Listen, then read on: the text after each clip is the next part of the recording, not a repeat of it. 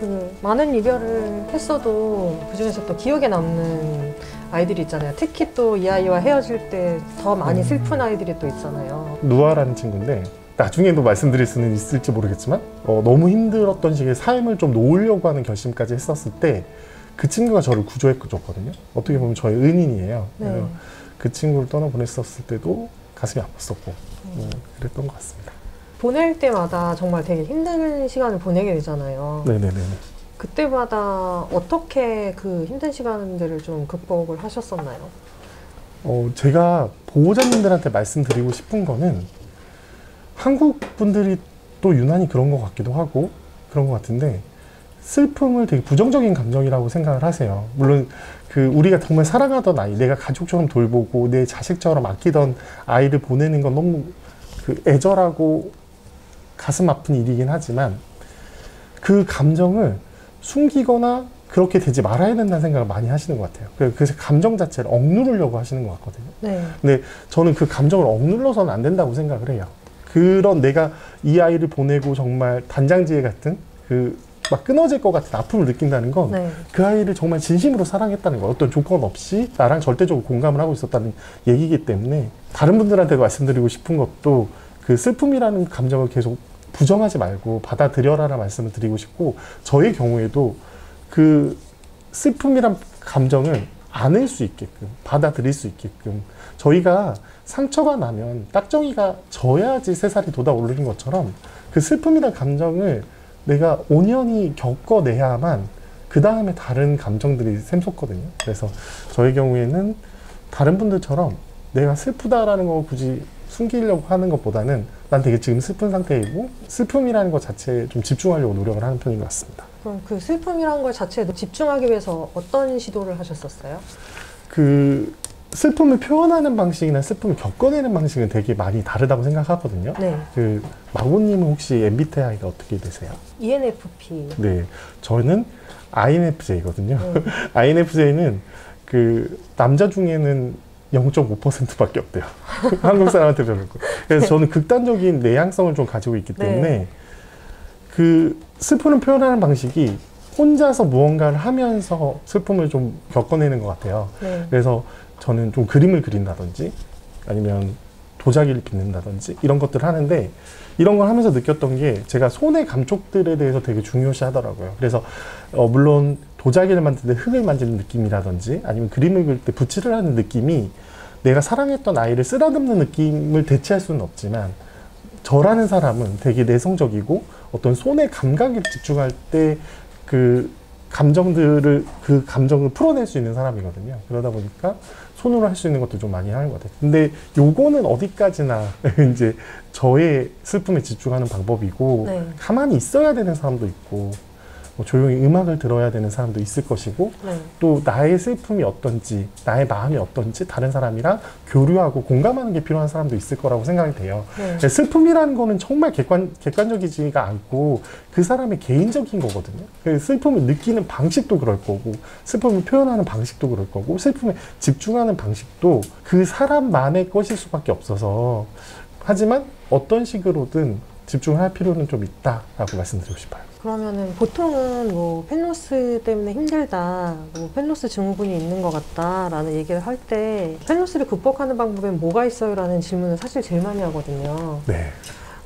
근데 지금 말씀하시는 걸로 이제 그때에서 얘기를 해보자면, 사실 이제 각 사람마다 갖고 있는 슬픔이라는 것들이 다 유니크하기 때문에 각자의 방법이 있는 거지, 어떤 객관적인 몇 가지 방법을 제시해서 그것대로 따르면 펜로스가 사라진다라고 얘기할 수 없다는 말씀이시죠? 네네. 그리고 일단은 저는 펜로스를 극복한다는 말도 싫어하고, 펜로스가 사라진다는 말도 싫어요. 왜냐하면 펜로스는 극복할 수 있는 감정이 아니에요. 이거는 물론 우리가 처한 상황이에요. 우리가 정말 너무 사랑하는 아이들을 떠나보내고 겪는 상황이 펜로스라서 하긴 하지만, 그게 극복해야 되는 건 아니거든요. 네. 왜냐하면 이 아이를 떠나보냈다는 상황은 내가 이 아이의 끝까지 지켜줬다, 함께였다라는 증거이기도 해요. 네. 그렇기 때문에 이건 극복해야 하는 것보다 겪어내야 되는 하나의 과정이에요. 아이를 처음에 입양하는 것도 반려의 과정이고, 아이의 건강검진도 해주고 아이랑 산책하는 것도 하나의 과정이라면 네. 사실 펜로스도 아이와 함께하는, 반려하는 과정의 하나라고 생각을 하고, 그렇기 때문에 이제 극복이보다는 겪어내야 된다라는 생각을 하고요. 그리고 펜로스는 사실 사라진다기보다는, 그러니까 펜로스를 너무 아픈 그 애절한 기억만으로 간직을 하지 마시고 아이와 함께 보냈던 소중한 추억으로 감정을 이완시키는 게 되게 중요하다고 생각을 하거든요. 네. 그래서 보호자님들이 이런 말씀 많이 하세요. 펜로스 상담 받아야지, 뭐 펜로스 어디 가서 상담해요, 얘기를 하는데, 저는 사실 상담이라는 말에도 좀 거부감이 있거든요. 그 상담은 어떤 저희가 생각하지 못했던 거, 몰랐던 것에 대해서 조언이나 제안을 받는다는 의미가 강한데, 사실 펜로스를 겪은 사람들은 저는 솔직히 이분들한테 정말 훈장을 줘야 된다고 생각을 해요.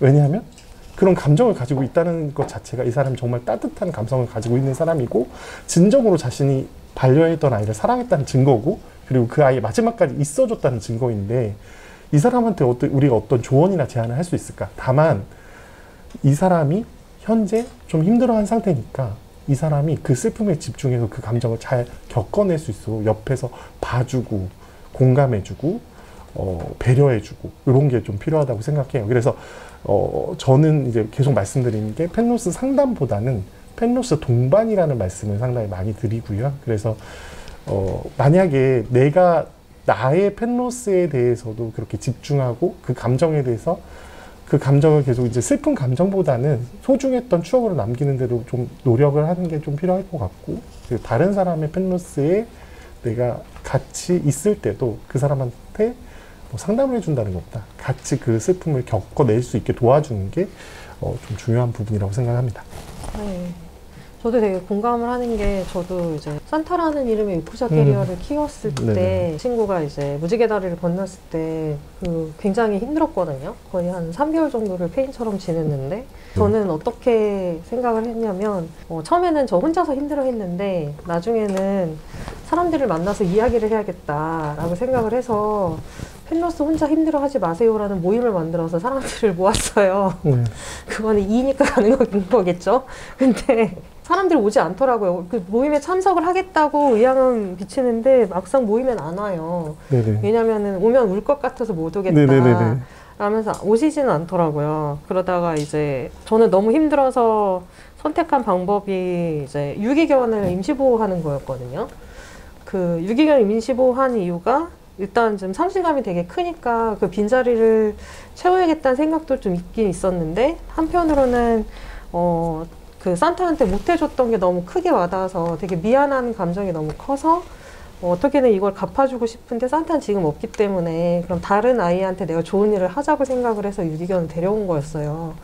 물론 그 임시보호였기 때문에 좀 부담감도 좀 많이 없긴 했었는데, 결국 지금 키우고 있지만, 그때 또 데리고 올 때 또 제가 생각했었던 거는, 전에 산타는 요크셔 테리어였기 때문에 이제 이게 오버랩 될까봐 일부러 다른 품종의 아이를 데리고 왔거든요. 네네네. 근데 사실 결과적으로는 그 지금 데려온 친구 때문에 제가 되게 많은 도움을 받았어요. 네네네.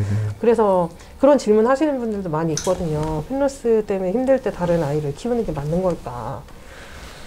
그 펜로스를 벗어나기 위해서 다른 아이를 데려오는 거는 좀 어려움이 있는 것 같아요. 근데 네. 마구님의 경우에는 지금 데려온 아이한테서 많은 도움을 받았다고 하시는데, 마구님의 슬픔에 집중하는 방법은 제가 얘기를 들어보니까 네.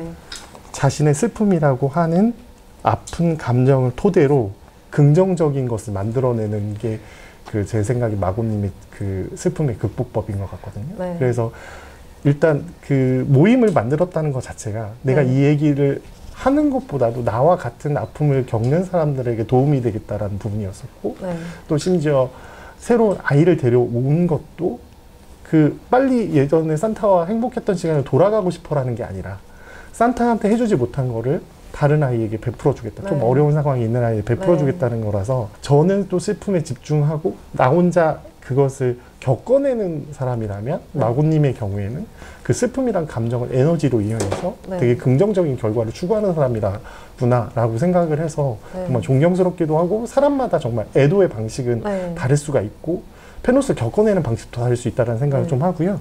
보통 그 펜로스 극복되었다라는 징후 중에 하나가 새로 아이를 기르고 싶다라는 거예요. 희망이 왔다라는 거거든요. 네. 그래서 예전에 그 아이를 떠나보낸 것, 펜로스가 아픔으로 남은 게 아니고 그 아이와의 소중한 기억으로 남으니까 다시 그 소중한 시설로 돌아가고 싶은 거예요. 네. 그래서 펜로스를 극복해낸 사람들이야말로 다시 아이를 기르고 싶어 해요. 네. 그래서 펜로스 극복하기 위해서 아이를 데려오는 건 좀 어려움이 있는 게 몇 분들을 보면은 예를 들어서 뭐 둥둥이라고 하는 아기를 기르시는 보호자님이 둥둥이를 떠나보내셨어요. 네. 그런 다음에 새로운 아이를 데려왔는데 그분의 카톡 아이디는 여전히 둥둥이의 엄마. 네. 둥둥이를 잊을 수가 없으니까. 네. 그래서 그렇게 되면은 사실 온연하게 그 감정을 새로운 아이한테 주지 못해요. 네. 그럼 그 아이한테도 물론 너무 아이를 잘 돌보셨던 분들이 데려오실 테니까 그 아이가 뭐 살아가는 데는 어려움이 없겠지만 보호자님도 예전에 그 감정을 느끼지 못하실 수도 네. 있고요.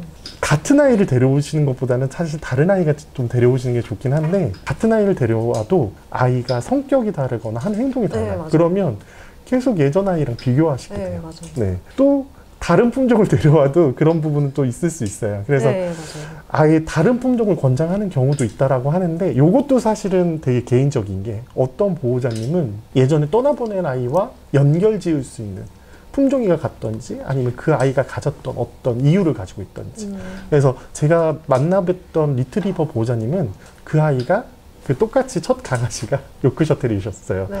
그 마고님처럼 요크셔테리셨는데 그 아이가 크리스마스 이브에 16살로 하늘나라에 갔대요. 네. 근데 지인분 강아지가 골든 리트리버가 그날 아기를 낳은 거예요. 아, 그 중 하나 아이를 데려온 거예요. 네. 그래서 떠나보낸 날 태어난 아이라는 인연으로 또 그 리트리버를 기르시는데 네. 사실 요만한 요크셔 테리어랑 리트리버랑 기르는 방식이나 그게 너무 완전 다르잖아요. 다르잖아요. 예. 네. 근데 리트리버를 사랑하는 이유 중에 또 그게 하나이기 때문에 뭐 그런 경우에는 또 괜찮을 것 같아요. 근데 기본적으로는 극복하기 전에 새로운 아이 데려오시는 거는 조금 좀 고민하셨으면 좋겠다.